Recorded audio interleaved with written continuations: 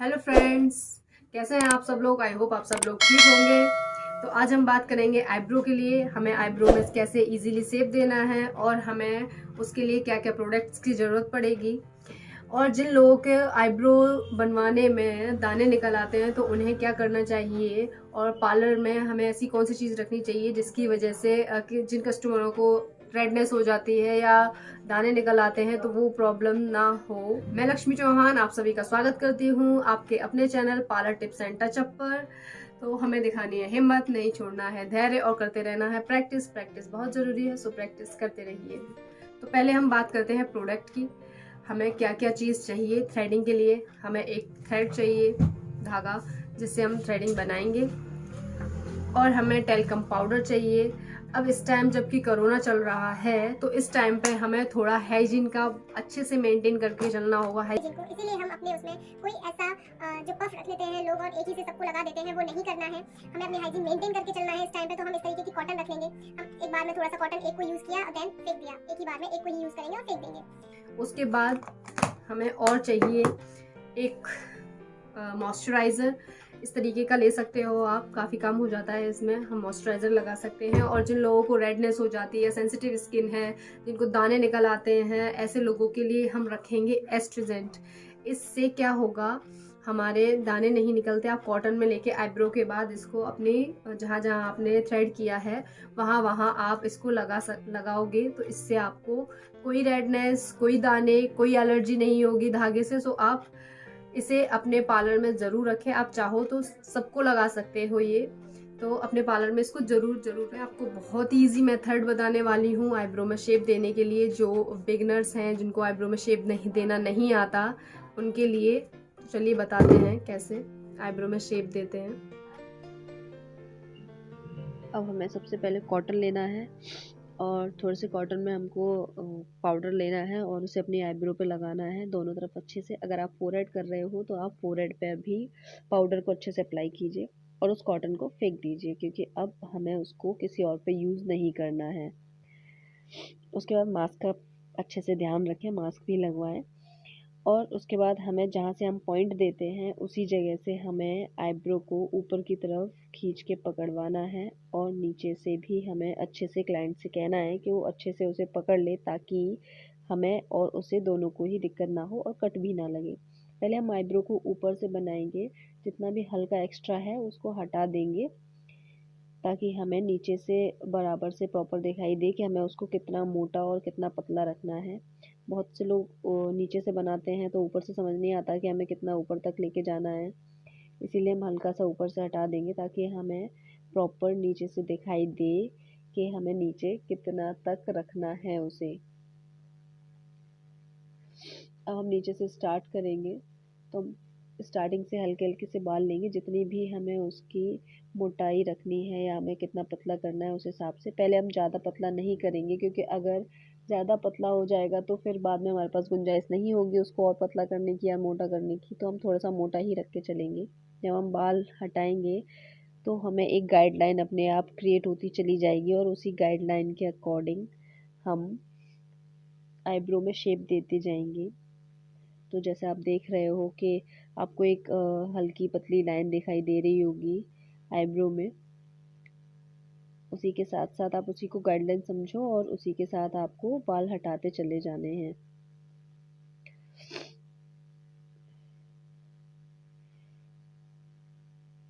पहले आप स्टार्टिंग में ज़्यादा बाल लेने की कोशिश ना करें, हल्के ही बाल लें, एक दो तीन करके लें।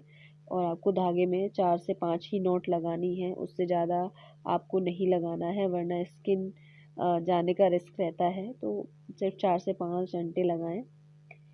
उसके बाद जैसे जैसे जैसे आईब्रो राउंड शेप में घूमती जाती है, हमें उसी तरीके से घुमानी है। हमें आईब्रो की लेंथ को बिल्कुल भी नहीं छेड़ना है, जैसी है उसे वैसा ही रहने देना है। और थ्रेड को सीधा नहीं चलाना, उस जगह पे हमें आईब्रो के अकॉर्डिंग ही घुमा के चलाना है। जैसे मैं चला रही हूँ आप देख रहे हो, थोड़ा सा घुमा के, नहीं तो लेंथ कम हो जाती है। बहुत बार लेंथ से बाल हट जाते हैं और आईब्रो छोटी दिखाई देने लगती है, हमें वैसा नहीं करना है। उसके बाद जितने भी एक्स्ट्रा बाल होंगे हम वो एक्स्ट्रा बाल हटा देंगे। और अच्छे से देख लेंगे कि क्या शेप ठीक है। और स्टार्टिंग में जो नोज़ के पास हमारे जो बाल रह जाते हैं उसके लिए हमें क्लाइंट से अच्छे से पकड़वा लेना है स्टार्टिंग में, ऊपर की तरफ खींच के। और वहाँ के जो भी छोटे छोटे से बाल रह जाते हैं बहुत बार नोज़ के पास में, उसको अच्छे से निकाल देना है। तो आपको ऊपर की साइड अच्छे से खींच के पकड़वाना है ताकि आपकी वो स्किन ऊपर की साइड हो जाए और वो थ्रेड में वो बाल आ सकें। आप देख सकते होंगे कि लगभग शेप बन चुका है। अब जो साइड के बाल रह जाते हैं उनको साइड की शेप देने के लिए हमें पहले माथे पे कस के ऊपर की तरफ खींच के पकड़वा लेना है और फिर उसको धागे को थोड़ा सा टर्न करके और फिर थ्रेड से बाल निकालने हैं।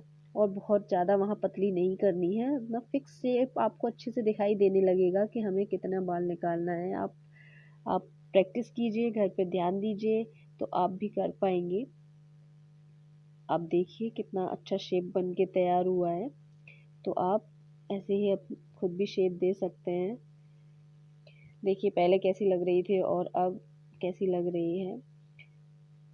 और आप एक बार फिर से भी चेक कर सकते हैं कि कोई बाल तो नहीं रह गया है। इसी तरीके से हम सेकंड आईब्रो को भी इसी तरीके से बनाएंगे। पहले हम हल्का सा ऊपर से बना लेंगे, पूरी तरीके से नहीं हम ऊपर से वो करेंगे, पहले हल्का सा ऊपर से एक्स्ट्रा बाल हटा देंगे।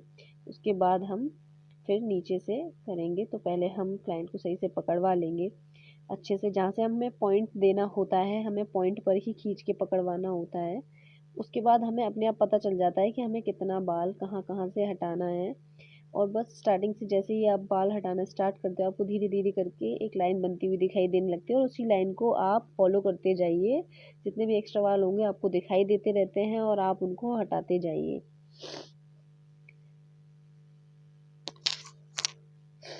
बस आपको ऐसे ही धीरे धीरे करके बनाते रहना है। आप अपने घर पे प्रैक्टिस कीजिए, जितना ज़्यादा आप प्रैक्टिस करेंगे उतने अच्छे से आप बनाने लगेंगे। हर बार अपनी गलतियों को नोटिस कीजिए, आपने कहाँ कहाँ गलती की है, आपने कहाँ कैसे थ्रेड चलाया, कैसे किया, जिस वजह से मिस्टेक हुई। और आपको धागे को बहुत ही ज़्यादा टाइट करके नहीं चलाना है जिससे क्लाइंट की स्किन ना चली जाए। इस वजह से आपको बहुत ही हल्के हाथ से धागे को चलाना है। तो देखिए जैसे मैं चला रही हूँ आपको ऐसा लग रहा होगा कि बहुत दबाव के साथ चला रही हूँ, लेकिन ऐसा नहीं है, मैं बहुत हल्के हल्के तरीके से ही चलाती हूँ।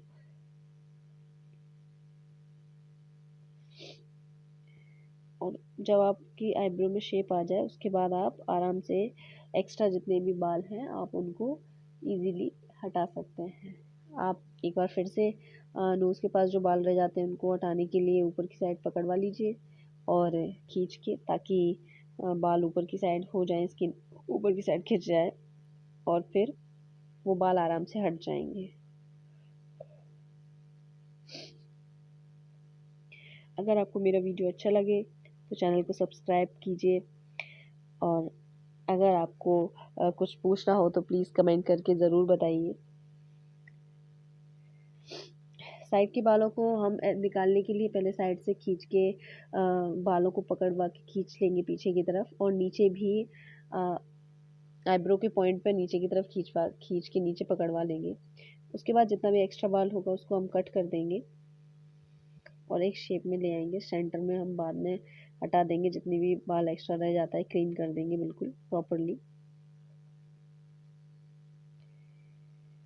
और चूँकि इस टाइम कोरोना चल रहा है तो आप प्लीज़ या तो खुद मास्क लगाइए और अपने क्लाइंट को भी बोलिए कि वो भी मास्क लगा के रखें। अपने पार्लर में 1-2 मास्क ज़रूर रखें ताकि अगर कोई बाई चांस नहीं लगा के आता है तो आप उन्हें सजेशन दे सकें या आप उन्हें दे सकें कि आप मास्क लगा के रखिए, कोरोना फिर से स्टार्ट हो रहा है तो केयरफुल रहिए। अब आपको एक्सट्रीजेंट लगाना है, जिनको रेडनेस या दाने निकल आते हैं आपको एक कॉटन में लेना है और एक्सट्रीजेंट लगाना है। इससे आपके बिल्कुल भी दाने नहीं होंगे। और ये फाइनल रिज़ल्ट है। अगर आपको मेरा वीडियो अच्छा लगा हो तो लाइक शेयर कमेंट करें और सब्सक्राइब ज़रूर करें। बाय, राधे राधे।